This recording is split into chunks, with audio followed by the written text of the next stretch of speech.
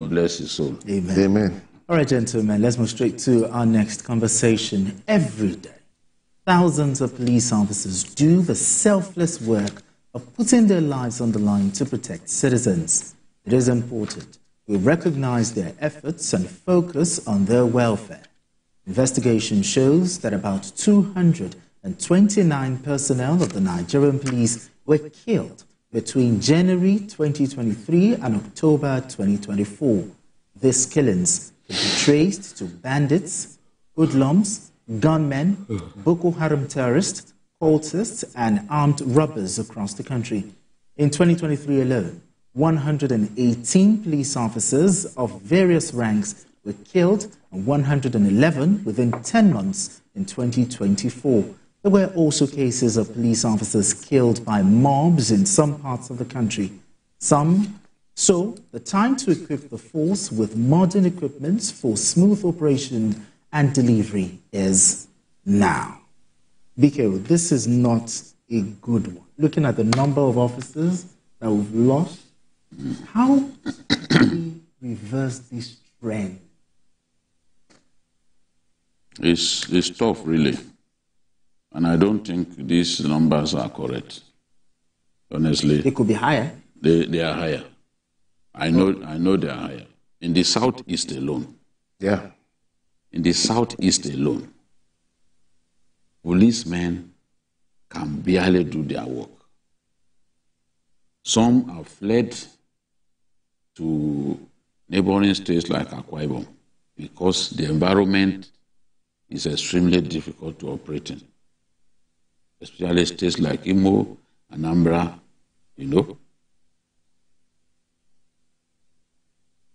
I met a police officer in Akwa Ibom who was posted to Imo. He said, even when they don't wear uniform, the unknown government had spies who know their houses. They would trail them into buses, drag them down and kill them. It's not every policeman that they kill at checkpoints, because that's what we held. Yes, exactly. Yes, especially on Mondays when they are trying to force sit at home. It's not only at checkpoints that they kill. They go into their homes, bring them out to murder. Some will be traveling. As that policeman narrated to me, yes. Some will be traveling, they won't know that they have this non-gunmen in the bus. In the bus, they'll get to a point, they order the driver to stop. The person that they have identified as a policeman, they will murder. In the Northwest, bandits are killing them. A lot of these things don't even get reported. A lot of them don't get reported. The guy told me that if he tells me the number of policemen that have been killed in the southeast alone, that it will send jitters. Around the country? Yes. So we are losing a lot of policemen. And that's why we are saying, look, there's a need, and they are stealing their weapons as well. Sometimes the desire to kill the policeman is fueled by the desire to steal his weapons, you know? So we need to constantly recruit into the police. We need to equip them sufficiently, because in most cases they don't even have the weapons at the disposal of some of the enemies. And even in the Northeast, where we put a lot of soldiers, policemen still get killed. Really? Yes, policemen still get killed. The few policemen that you can see on the streets operating, they still kill them. They are targets. They kidnap them, and that's usually the end. Once they are kidnapped, they want to. Boko Haram does not want to see uniformed people. So when they kidnap those people, they don't show mercy. They don't want to see them. They don't want to see doctors. They don't want to see, yes, they don't want to see NGO workers. They told them to leave the area.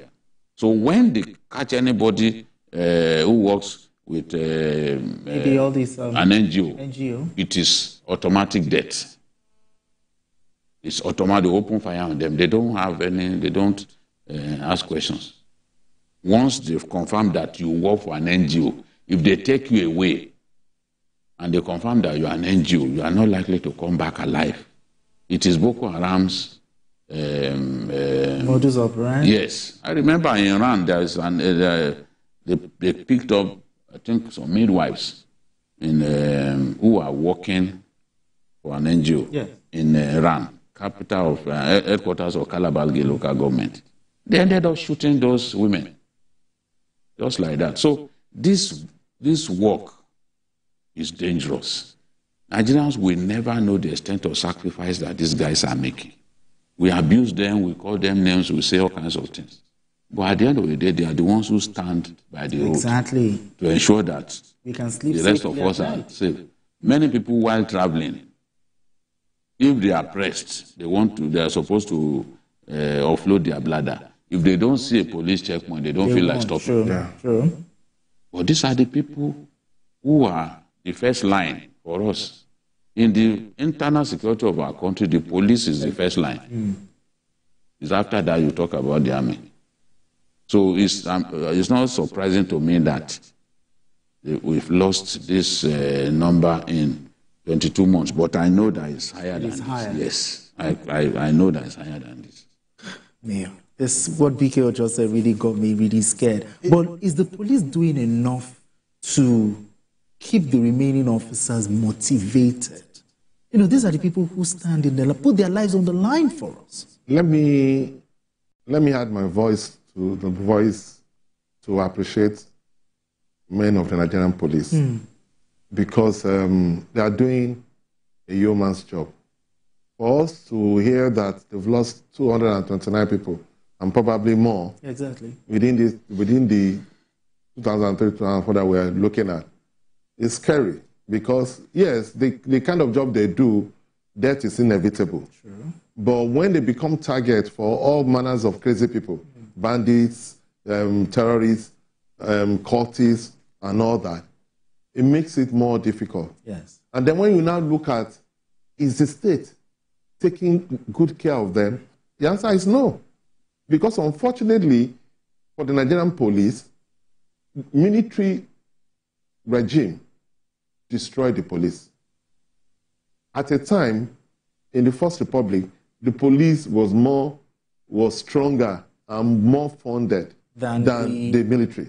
Okay. But subsequently, the military look at police as competition.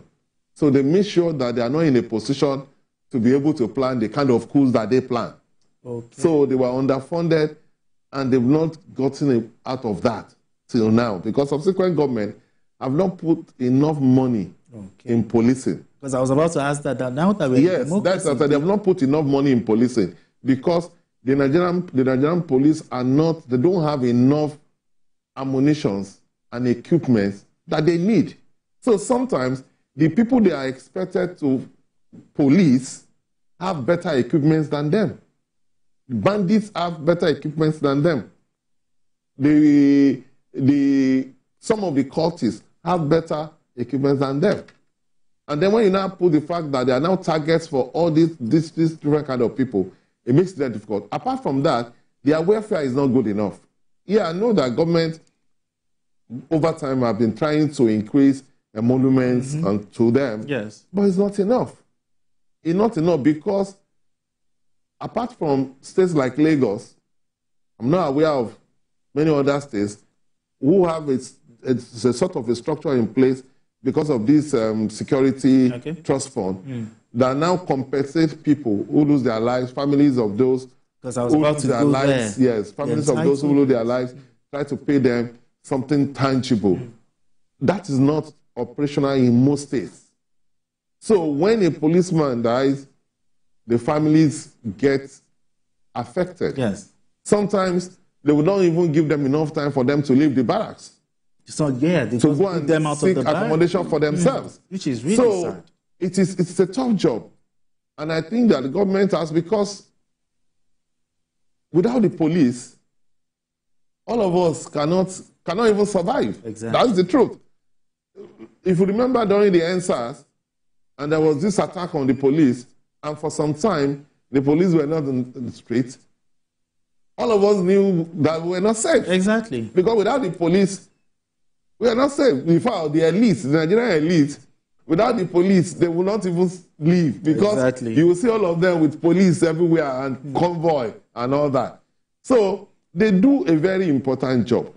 Okay. So it is important for government to invest more money for them to be able to do their job. Now, BK, now that we hear that police, you talked about that the numbers could be higher, this speaks to one thing, the insecurity situation in the country. Is the government doing enough, in your opinion, to combat it? Well, I must admit that in some areas, security has improved. Okay. You look at Kaduna, for example. Southern Kaduna used to be targeted. But that's no longer the case. You look at Plateau. Yeah. Plateau, when was the last time that you heard that bandits overran some villages and killed people? Even early this year, January and December, they were killing people for fun. But the army has been able to stabilize that area thanks to the solid work of General Abdul Salam. And even in the Renengwari area, Kaduna, they've also been able to stabilize that area.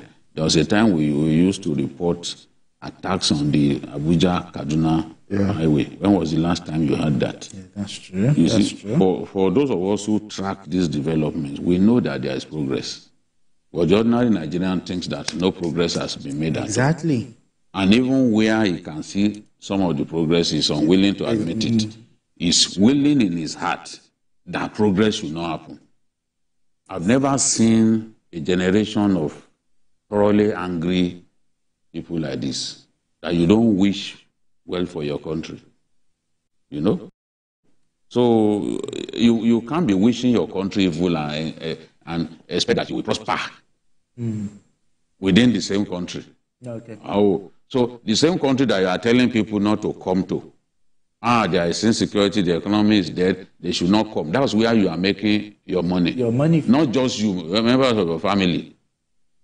They become billionaires out of that same country, and you are telling other people not to come. That is the definition of selfishness. That's not because probably you want to appropriate all of the money. You don't want others to take their chance. All right. Fortune usually favors the daring. Exactly. So those who want to come, don't discourage them. You say Nigeria is a shithole. Apologies to Trump. Let those who want to go to that shithole take the plunge. Take their decision. Yes, it's not for you to be telling them not to come, except something is wrong with your head. All right, we have, gentlemen, we have Olawale calling from Ikorodu. Olawale, thank you so much for joining us. Yeah, good afternoon. Good afternoon to you. Good afternoon, sir. Olawale from Ikorodu. Yes, sir. I want to comment on the situation of Nigerian police. It's all recovery. Led to Shagatistan. They are able to the general police. There was a comment by Google PRO of Pakistan. Okay, that was what influenced the progress in the country. And the probability to pull after them there, rather than instead of the two planting food. So because of that,